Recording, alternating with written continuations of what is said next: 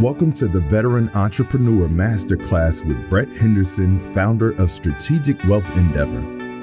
We've created a community of veteran entrepreneurs just like you who are ready to help you succeed. Our podcast provides expert advice and resources so you can overcome any obstacle in your way. With the help of Brett and veteran guest experts, you can build a battle-ready business mindset to take your company to the next level. Thank you for listening to the Veteran Entrepreneur Masterclass. Now, on to the show. Transitions occur throughout life, and they're not always smooth. Working with someone who understands the stresses and pitfalls can help ease the way. And Brett Henderson's guest is Dr. Denise Kruszewski, a clinical psychologist who's worked extensively with the military and specializes in life transitions, especially for high-driven individuals. Now, Dr. K has unique insight into stress and injury within demanding, fast-paced careers and lifestyles. And Brett, I expect you to tell us more. Well, thanks, Patrice. Appreciate that. Denise, Dr. K. I'm going to call you Dr. K. I remember Dr. J, the basketball player when I was a kid in Pennsylvania, but I'll call you Dr. K. But you look a little different than Dr. J, so that's one thing. But, right? But I guess we don't have video for this. So Patrice, I keep saying we need to have video, but we should have video. So that's something down the road. Maybe it's a teaser, foreshadowing. But thanks for joining. I'm excited to have you here. Yeah, me too. I'm excited to be here. Good. So here's my script of nothing that exists. We're going to just talk and have a real conversation. So everyone who's listening, ideally, is also a veteran and an entrepreneur. So everyone's here for nuggets. They're looking for ideas. They're looking for clarity. They're looking for something to help them grow their business, or maybe they're facing some sort of obstacle or challenge they want to get through. And so having a clear mind is a huge component of that. And so I was thinking several months ago when we first chatted and we were introduced by Brian, and I'll ask you momentarily how we're introduced and what we chat about, and our group on LinkedIn, Marines Drinking Coffee Talking Business. And that's how you and I met, and kind of what you see out there for the mindset for these entrepreneurs, or if I feel some of our peers may have challenges and may not even know they have challenges. Right? Mm-hmm. How do you fix something when you don't know it's broken in the first place is a huge thing. So that's what I'm kind of thinking, maybe just the mindset, as most of our listeners are already in the business world. They're already running a business, or they're building a business, or they've had success. They've been out for 10, 20, 30 years in some cases, and they're running and gunning a business, but there may be some skeletons in the closet. And so I was thinking maybe chat about how we connected first off, and Brian, which is totally fine because I want to have Brian on the podcast, and then more what you're seeing or some things to look at for someone who is transitioning. And then once they've kind of transitioned, the healthy mindset that they could or should have, or any signals if there's something's not healthy or something could be impeding them. So if something could help someone be more efficient, more effective in their endeavors, that would be great. So that's what I'm kind of thinking as a rough outline. How does that sound? That all sounds perfect. I mean, that's what I'm passionate about. That's what I focus on. Right. I'm happy to talk as much as you want about that. All right. Well, let's just chat about how we kind of got connected, and Brian and the group and our first conversation, and that'll kind of peel over to where we're going with entrepreneurs today. So I will start with, in 2012, I went to the Marine Special Operations Command and was incredibly lucky to be selected as the first civilian to be embedded there to kind of help exactly with what we're talking about. How do you continue to perform at the highest levels when there's a lot of stressors and other things going on, kind of in and outside of work? And so I was there at the same time as Brian Von Krause, who is a Marine officer who was serving there at the time. We didn't get to talk very much at the time, but we were kind of in the same meetings and, working with the same people. And I always like to make sure to say I'm a civilian. I've never served in the military. And I always like to know who I am and who I'm not. And that's, so who I'm not is a veteran, but who I am is someone who is really lucky to have been able to learn and continue to learn a lot from people like Brian about how to do that, how to be so successful under those conditions. And so in 2017, at the very end of the year, I made the choice to leave MARSOC so that I could help even more people outside of that command, people who were transitioning. I kept getting all these phone calls from people on the other side of retirement or separation, kind of saying, we can't find you out here. So, and I couldn't still help them. So I said, okay, this sounds like a need. So Brian actually contacted me before I even made that transition. He and I always joke about that. And he knew, he has his finger on the pulse. And we sat down and we had breakfast, and he's like, okay, I'm glad you're coming out here. And here are some things I'm seeing, and here are some things for you to notice. So from there, ever since then, I've been in my own private practice out here in Oceanside, California, the Center for Stress Recovery and Resilience, and really been focusing and learning, from these amazing people who are going through these transitions, the obstacles, the things that help them overcome those obstacles, and really continuing to hone my skills with that. So that's how, and actually I had breakfast again with Brian last week. I was just telling you, letting him know. Gets a lot of breakfast. I want some breakfast. Where's my breakfast here? Like, I feel left out. You're getting cheesecake. Patrice giving you cheesecake. Brian's giving you breakfast. I got nothing. Hey, I'm a New Yorker. You got to speak to me through my stomach. All right. I got some Twizzlers left over from camping. I can maybe share a couple of those, but actually I like Twizzlers, so I'm not going to share them. Sorry. I'm a Raisinets kind of girl. If you're gonna, this isn't going to work. I got to end this right now. So. Okay, good. But yeah, so I can go on it, but that's kind of how I met Brian and how you and I came together, because Brian knew what I'm doing. He knows what you're doing. And he thought we might be able to connect a bit on this work. Awesome. So appreciate the little background and kind of update there, where you are and what you're doing. And so what I would say for the listeners, what is or are a couple of the telltale signs that if I am running, gunning now in the civilian world and building a business and have a business, or I've been there for a while, if there are some skeletons in the closet or some triggers or something, how can I sense or see, am I good or could I possibly work on some things internally and or externally? Because a lot of us don't want to share that we have any weaknesses, right? Because there are no weaknesses in the Marine Corps. Yeah. Pain is only weakness with the body. But in reality, we are human beings and we have minds, and they break and they bend. And so what would you say for an entrepreneur who's out there working hard? What are some things to look for, some signs where you should I should take a step back and maybe chat with someone, and that could even make me more impactful or more effective in the future? Yeah. So first I want to go back. You talk about skeletons in the closet.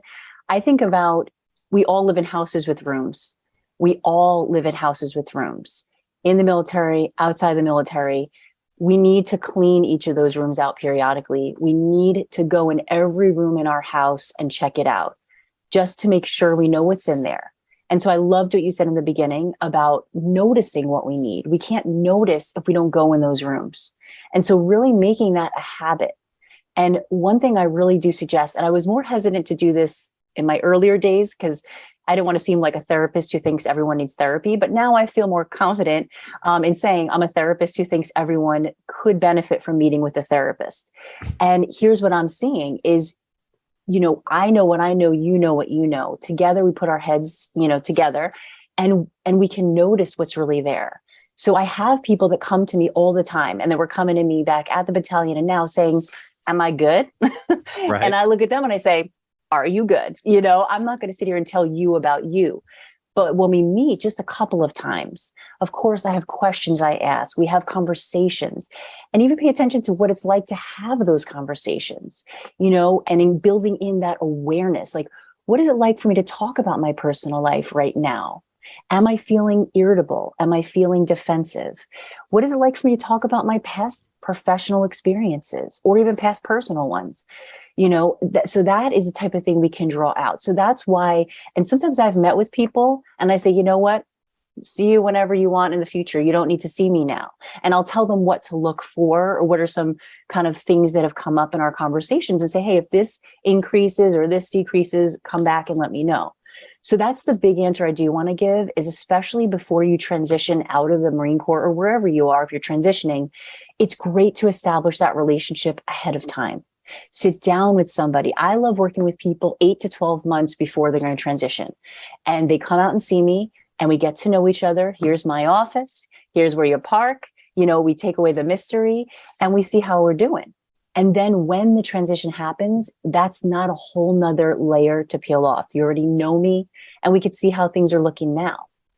So, yeah. Okay, no, that's good. But that's for guys and gals exiting now in the Marine Corps. What about a lot of us? Like, I got out in 2002. I've been out for 20 years. I can't believe that. It was just weird. It's amazing. And to see pictures. And anyway, that's a whole other conversation. But for those of us who've been out for a long time, a lot of us wear the military is a part of our past. It's not all who we are. It's who we once were, and we have the skills and we've moved on. It's still a part of us, but it's not who we are exclusively today. Right. So for those of us who maybe didn't, and I guess we've been at war for 20 years, right? So the system's changed last 20 years, and a lot of these symptoms are now being addressed, and you're not weak anymore. You're not, it's okay to acknowledge something may be off. But for those of us who weren't in, or were in when you didn't talk about stuff, or you maybe had an event which triggered something and you may not know, like, again, I've been out 20 years.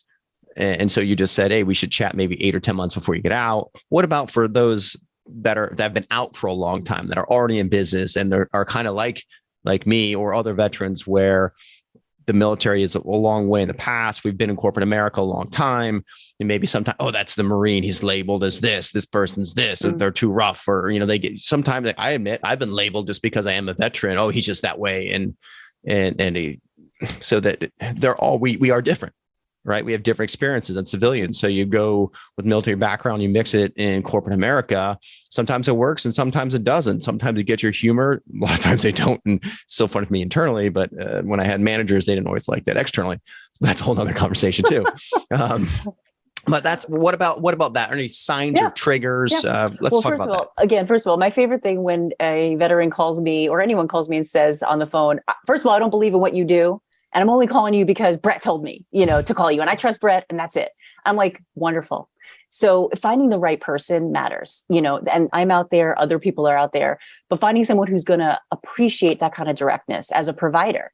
Not all providers are equal. And so I encourage being honest and open about how you feel if you do approach a therapist that way.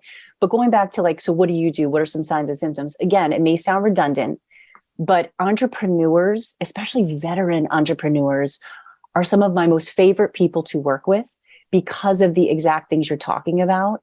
The mission set may have changed, but the mentality, the intensity, the passion, truly the blood, sweat, and tears is still there. So for me, my favorite people to work with are doers. And I like to try to help doers take better care of themselves and shift their mindset from short-term to long-term. Because again, a lot of people have the short-term, I'll just got to get through this. And once this happens, then I can relax. Or once this happens, I'll take care of myself. So one thing I want to look at when I'm meeting with somebody is mindset. Do you have that recovery built in to your agenda? Do you have these things built in? So again, my answer is everybody should probably, especially veterans with certain experiences and who are still going intensely, it's probably not a bad idea to reach out to a clinician and have a couple of sessions, get to know them regardless. But when you do, then there are some assessments we do. So I look at things like stress reactivity. So when something unexpected happens, how do you meet that moment? Some people meet it with a lot of irritability. Some people meet it with some overreaction, some anger externally. Some people don't. Some people are able to help themselves recover within that. If you've had any trauma exposure, and at this point, especially 20 years out, what I find is that there's what I think of as kind of a mixed recovery that's happened. There's some things that have strengthened and things that you've learned and worked through, and that doesn't need to be addressed anymore. But then there's some other things. Maybe there's nightmares. Maybe there's memories that come up and that really affect you. Maybe you're still avoiding certain people, places, or activities, or you have a lot of rules involved in how you go about people, places, and activities. And maybe some of that's working very well for you, but maybe it's not. So again, I don't believe in kind of casting that, broad strokes like, oh, PTSD just because of that. But let's really get nuanced. Let's look at what are symptoms of PTSD? Do you have any of these going on right now? Or even just stress reduction? How are you managing stress?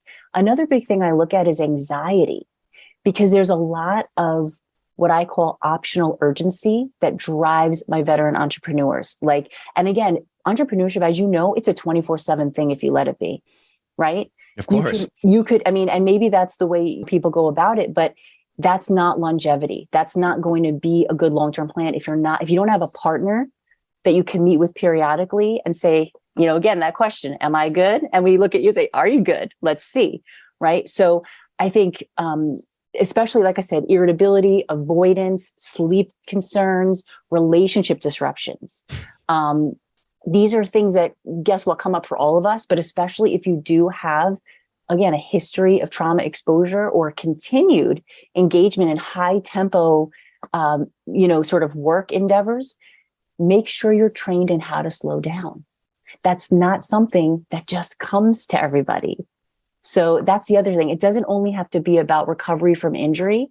It can also be about building in resilience. That is another important part of therapy.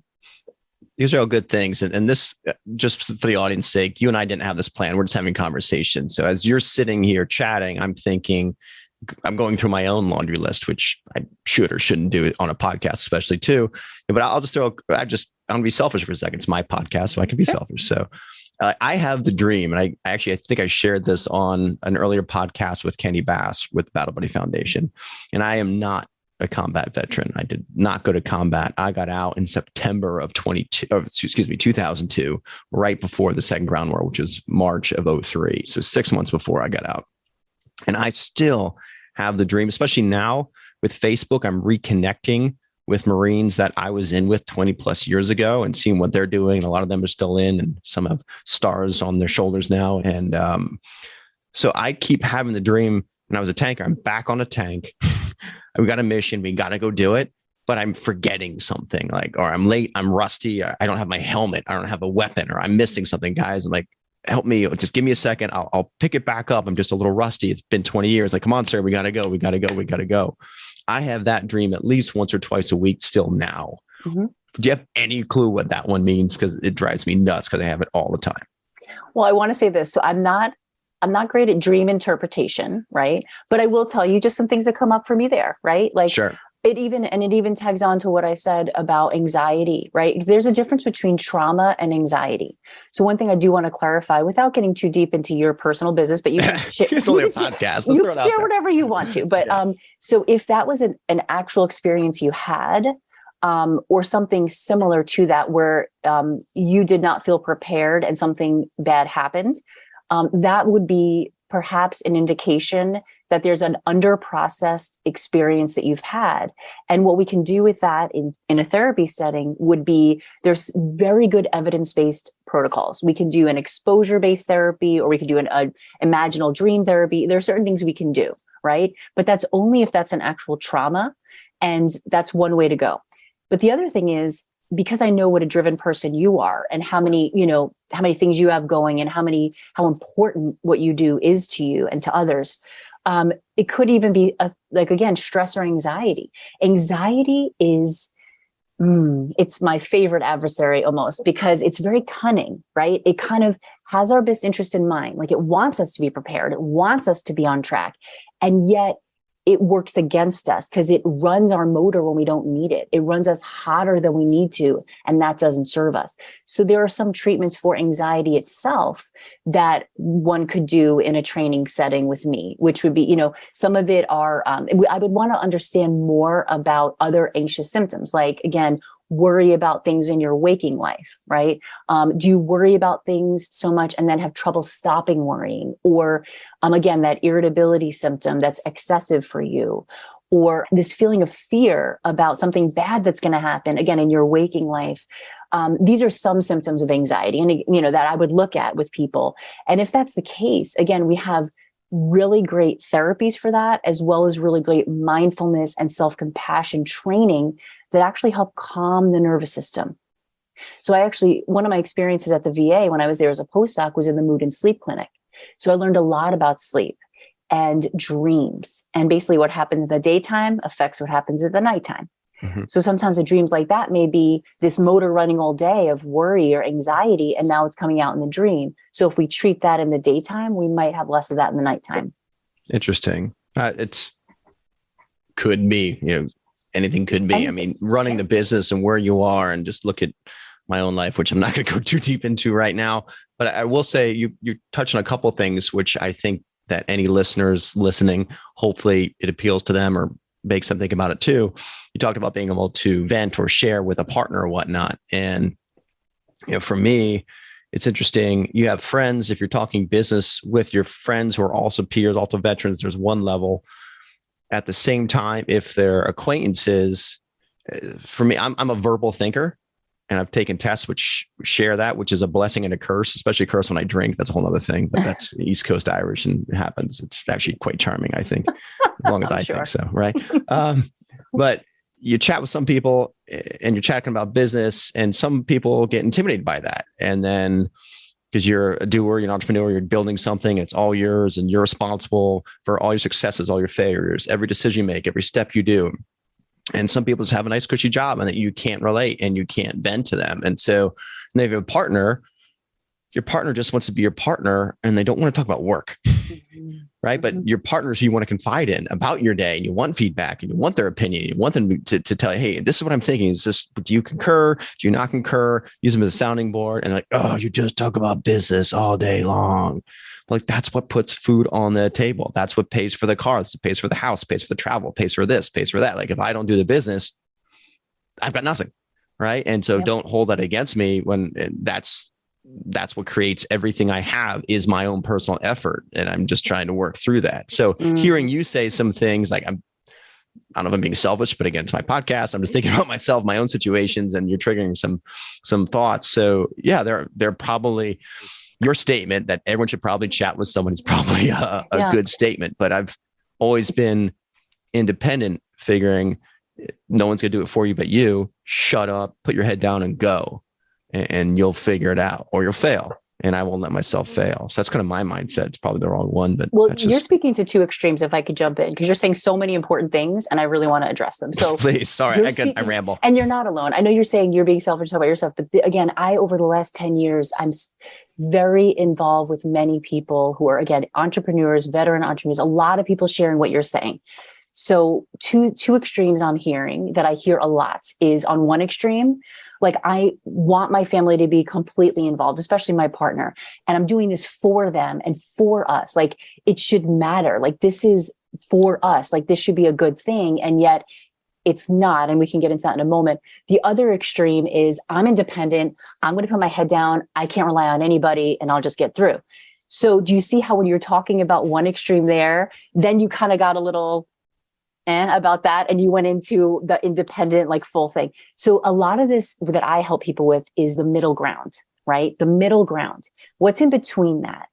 And there is a lot of between that, which is you and the other person, right? And so that what I think you're getting at is vulnerability. And how can I be vulnerable with the right person, with either my partner or with close friends or even business associates about business, and notice also what they need and what they're saying and kind of balance it out. So I really do work with people because unfortunately, many people I work with do this for their families. And then at the end of the day, do not have a family with them. Right. Now you push people away. You can push people away. You're trying to do that for them. And I've done it. So I've pushed people away, and it's hard when you, in your mind, you're trying to do what you think is best to build something. And if it doesn't work that way, and they don't see it that way, you can't just run over like a bulldozer. And the same assessment that told me I'm a verbal thinker also told me I could be bulldozer at times too.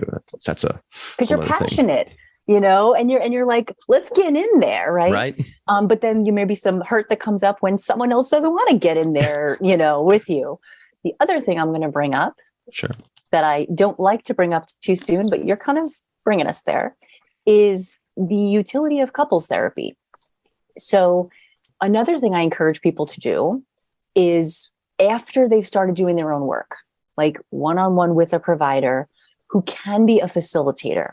So again, in your case, like what you're sharing and what others have shared, we want to find the middle ground, but that's again, not going to be something you can do on your own because you're in your own mentality, right? Like you can only see where you're looking.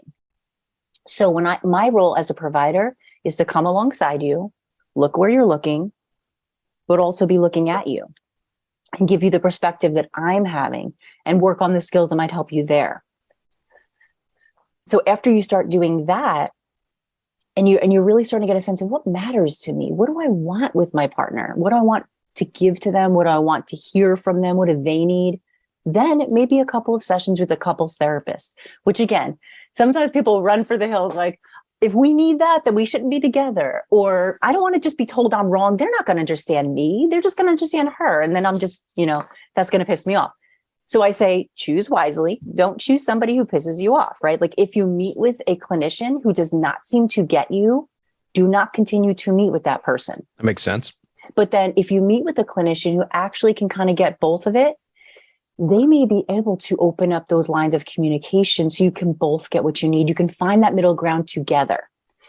And this is a really important thing. I've seen this be able to happen for people, but not on your own. Because again, you're both in your own perspective. So that's my other response to what you're sharing. A little bit of couples counseling can sometimes go a long way. Right. So the two words that are echoing and screaming right now in my mind are this. Number one, vulnerability. Be vulnerable, but it has to be with the right person. I can tell you I chose the wrong person once and it's still costing me. And the other is empathy.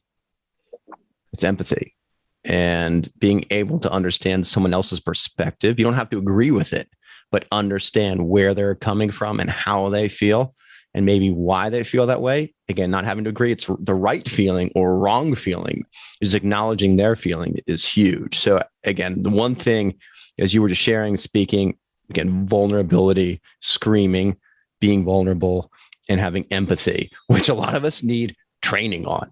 And I have had training. I'm not the most empathetic guy, humbly speaking, probably worst thing to say on a podcast when you work with others, but hey, so be it. And that's reality though. And I think a lot of veteran entrepreneurs are the same way. So what are your thoughts to those two words?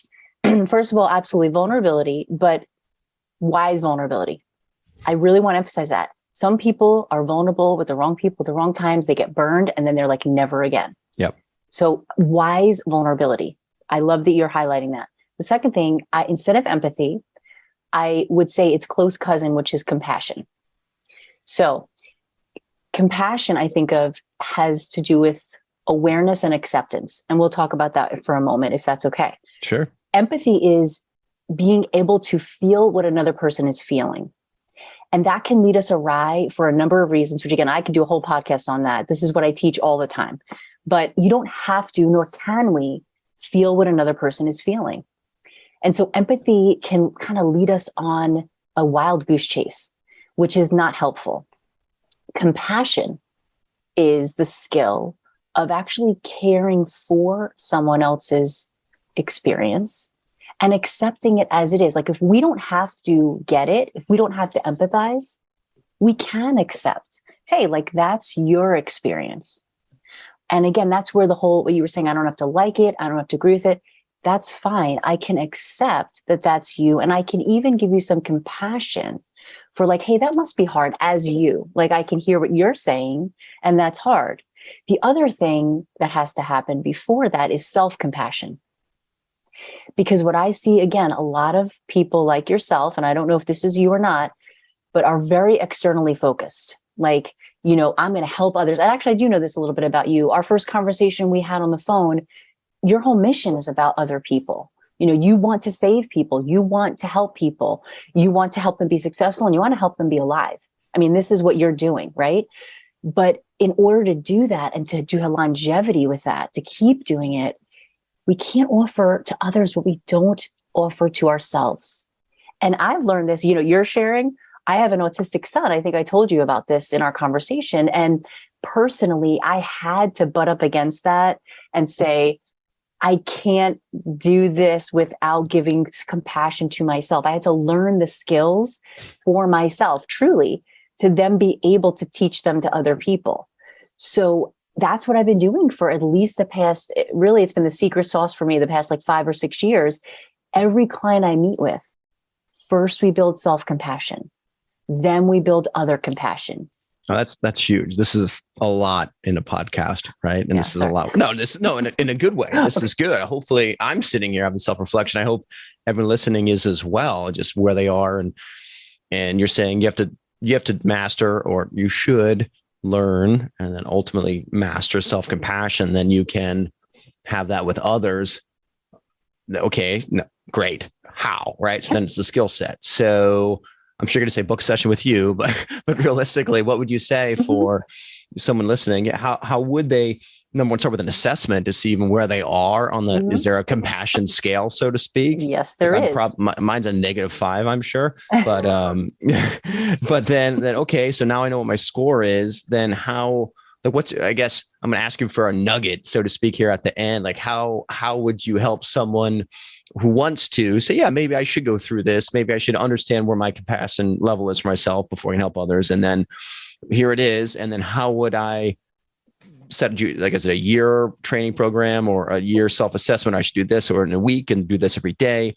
Because I know if you want to create a new habit, they say do something 23 times, but realistically, it's just making micro changes. What micro change can I make today that'll make me better tomorrow? And then do that again, do it again, do it again. So what would you say would be the process, so to speak, or SOP for learning self-compassion 101, if that's even possible? It's very possible. It's what I do all the time. And there's lots of ways to go about it. I think about 3 Ps for today, which is pause, presence, and passion. So practice pausing, just stopping for a few seconds. And then the presence of right now. Like, what is my body feeling? What am I feeling emotionally? What is my mind like right now? And it's without judgment, presence without judgment, like that acceptance piece. And then the passion, like, what matters to me? What really matters to me right now? Because the anxiety is going to tell you, I have to be successful. I have to earn money. I have to get this done. I have this to-do list. And those things may have to happen. And I'm not saying they don't. But what matters to you about that is because I want security. I want peace. I want to be able to relax. But if you're in that anxiety mode without pausing and presence, are you relaxing? Right?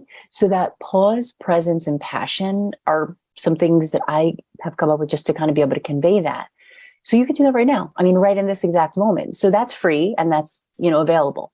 I will say, I do want to make sure again, where I come from on this is I did go through months and months of training formally in a protocol called Mindful Self-Compassion that was developed by 2 psychologists who are amazing, Kristen Neff and Christopher Germer. So I want to make sure I say that I didn't invent this, but they have a protocol that they've developed for everybody. It's actually not a therapy. It's, again, a training. So I went through that training intensively, and I do offer this in different iterations. So, I can do, and I do, 1 session kind of teachings on it. It's an 8-session weekly protocol. I can do that for people. And I will say, there's also a lot of free resources they put out there. So anyone who wants more information from me, I'm happy. There's a website they have. There's a book you can buy. There's lots of ways in. But I do think if you really want to learn it, it can be helpful to have a facilitator. And like I said, it's not years and years with a facilitator. And one of the big things that I really believe in is that I am meant to be a short-term facilitator with people. I want to grow autonomy. I want to train people to then do the work themselves and then just come back to me, as needed. So if you're an entrepreneur and you have any colleagues, or if you have employees, or if you have contracts, self-compassion training would be important because then you also have stress and you have other people you're dealing with.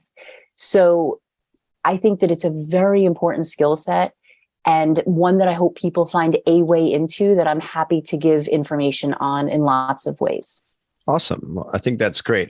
I think you and I could keep chatting for another hour or 2, but that probably Patrice would slap me on the wrist and say, Brett, stop. Oh, but no. No. Okay. Part 2 here, my dear. That's what I was going to go to next. See, she's way ahead of me.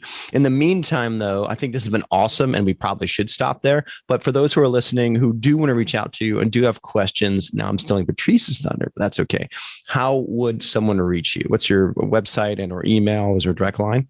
Sure. So my website is stressandresilience.org. So that's stress and RESILENCE.org. It's all one word. Or you can email me at drk@stressandresilience.org. So those are the two best ways to reach me. You can also call me, but I never pick up because I'm always in session or trainings. So the email or the website are the better ways to reach me. Awesome. And just so you know, I wanted to say thanks for joining.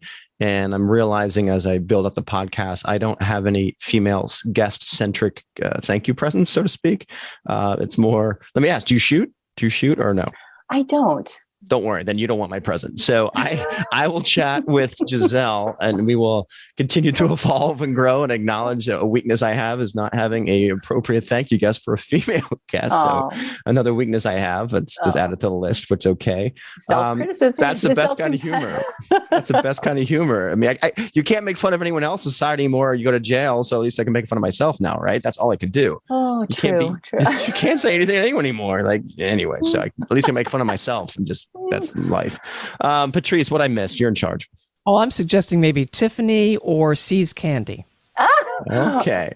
Well, maybe you're not in charge anymore. Let me take a step back. What happened to cheesecake or raisinets? I know. I was going to say, Tiffany, I'm surprised you didn't say bagels from New York or...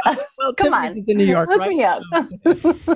How old's your son, Denise, before we wrap up? How old's your son? Well, my autistic son is 9 and my other son is 7. Yeah. Okay. They don't shoot yet either.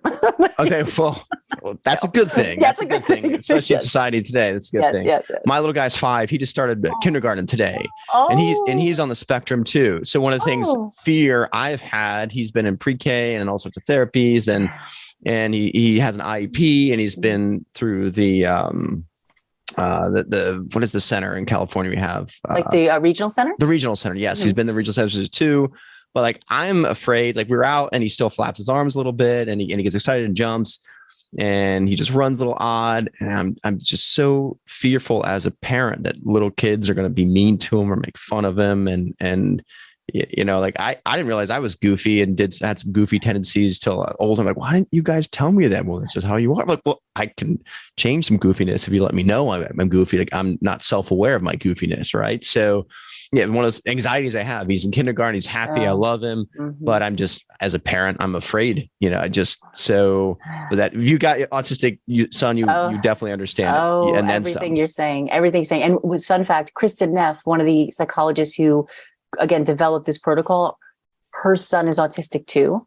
And that is actually a big driver for her of why she did this. So I say this truly, it is a tough road. It is not something I say just as a nugget. It is something truly I began this training for myself because I found, you know, you think you can worry about work 24/7. Well, having an autistic child, you can worry about 28/15. You know, my son started 4th grade last week and it's already challenging. And so there's lots of things that go on, lots of things I've learned. But the biggest thing, and I really have learned is, gosh, I've got to find ways to take care of myself so that I can advocate for him. Because as a parent, it's a lot of advocacy. It's a lot of, you know, I'm basically his care manager across the board with all the different, you know, things and school and outside of school. So I like truly it's a passion of mine also to help caregivers of autistic children, because I do know from the inside what's helped me so far, what's been tough. And it's an area of extreme passion. And the good news is, again, these skills have helped me because I have many stories, believe me. The Costco story of him on the floor, having a tough time, and the stranger walking by going, what's wrong with that kid? And me having to stop my husband from going to let him know. So, I mean, there's lots and lots of things.